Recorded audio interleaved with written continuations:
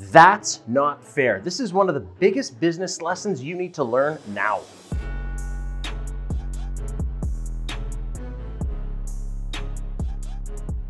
Welcome back to the Investor Dave Show. I'm Dave, and today we're going to be talking about a huge business lesson that I had to learn the hard way, unfortunately. So if you don't know me yet, Mel and I currently own over 200 apartments. We solely own them, no joint ventures, and we use creative financing and other people's money. Before we get started, make sure to subscribe to the channel, smash that like button, and hit the bell to get notified for every time we drop a video. All right, let's get into it. And I'm going to do a little bit of story time here, and it's a guy named Andy Andrews. I listened to this story and it made me think of my own experiences. Now let's do a little bit of baseline first, okay? And he said this and it made total sense. Now the baseline for this story, and I want you to think about this throughout the entire thing, is this. People do not care how you feel. And that sounds really aggressive and really rude. However, it is the truth. People only care how you act. I'm gonna say that again. People only care how you act. Now let's start the story. Basically, Andy is at the ball field with his son, his younger son, and his other son is playing, okay?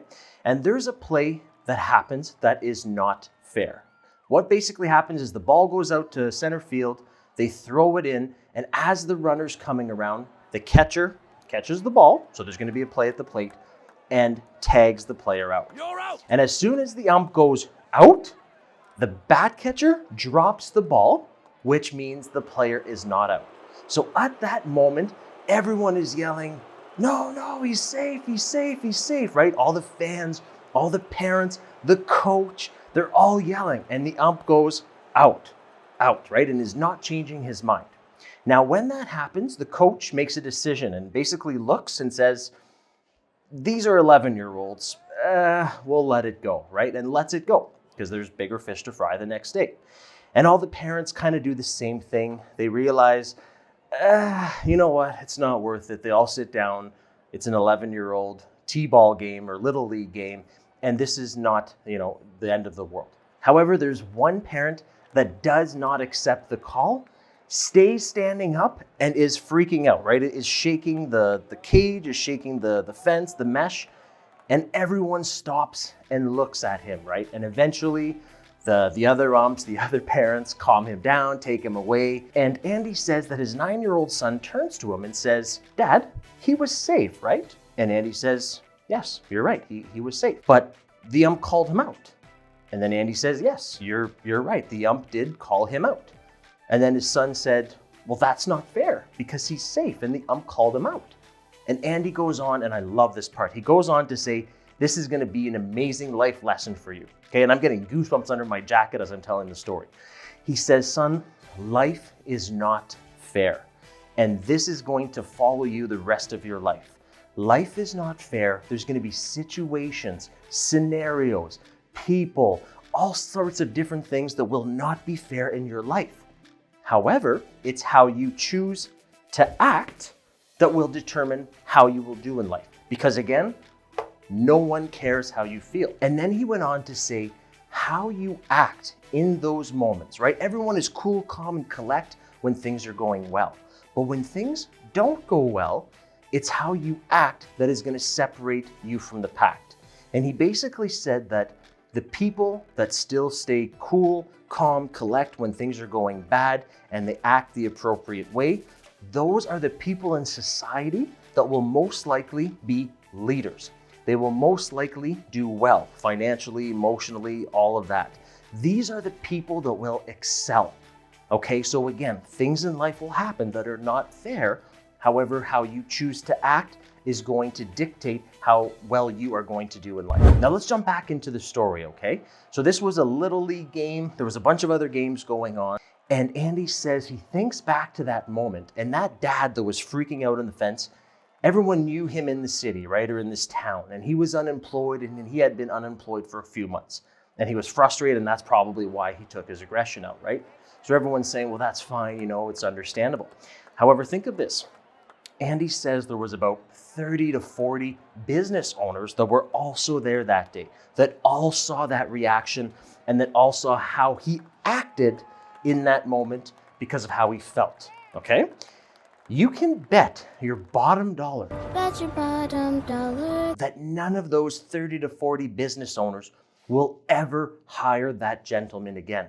Doesn't matter what his resume says. Doesn't matter the education he gets. It doesn't matter how it makes you feel. It does not matter, because all they will remember is how he acted. Now, I want you to take this lesson and think about, as a real estate investor, as a business owner, how can you take this and go to the next level with it?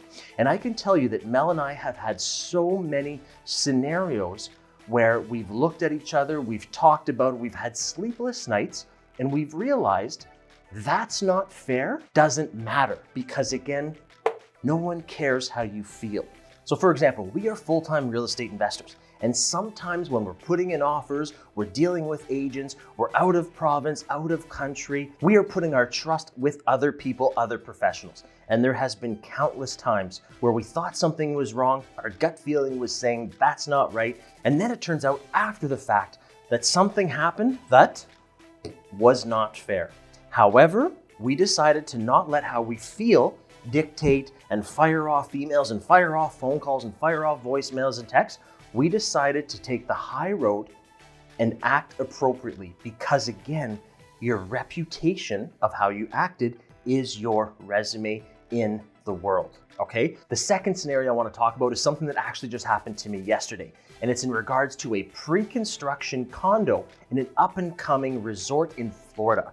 Now, 12 minutes made the difference, and that's not fair. I had said yes to someone. I had said yes to the agent that I wanted to go ahead, do the letter of intent. I had texted the agent and they didn't read it. And by the time they read mine, it was 12 minutes after they read the other person's message. Therefore, I did not get the pre-construction condo at the ground floor level. And I don't mean on the ground floor, I mean at the price tag ground floor level. Now I'm gonna have to buy this condo at the second stage for about $16,000 to $17,000 USD more. Now, is that fair? No, because I sent the text first. However, the agent didn't read it till after the other person's text, 12 minutes before. That's not fair. However, what do? Do I get upset? Do I call them? Do I make a big stink about it? Do I freak out and burn a bridge, or do I just eat it? Or do I think bigger picture and think, you know what? Who cares how I feel?